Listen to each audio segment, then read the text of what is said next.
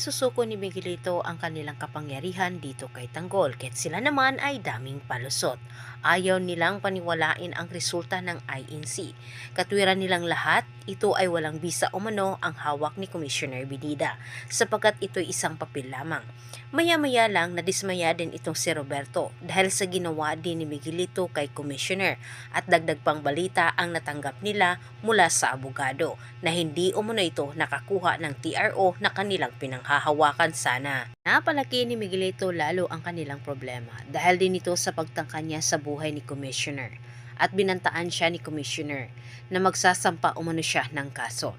Samantala sa kabilang banda, si Marites naman ang natatakot sa banta ni Rigor para sa kanya. Si Marites sa galit ni Rigor ngayon, alam niya kung saan siya dadalhin sa sobrang galit papunta ito sa magiging masama.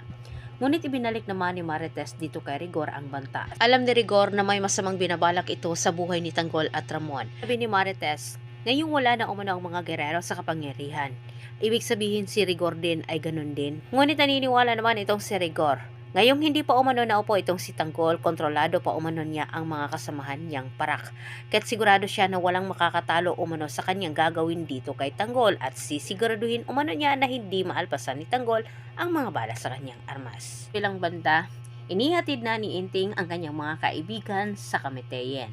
Napapansin sana ni Ramon na may mali sa kinikilos ni Inting. At dahil hindi pinag-isipan ng masama ni Tanggol itong si Inting, parang hinayaan na rin ni Tanggol na itong si Inting ay bitbitin ang kanyang mga kaibigan sa mga kamay ni Rigor. Ginawang laruan ni Rigor ang mga kaibigan ni Tanggol. Habang si Tanggol at Ramon, wala silang kamalay-malay sa sinapit ng apat. Samantalang tinudo naman ni Rigor ang panggagamit niya kay Inting.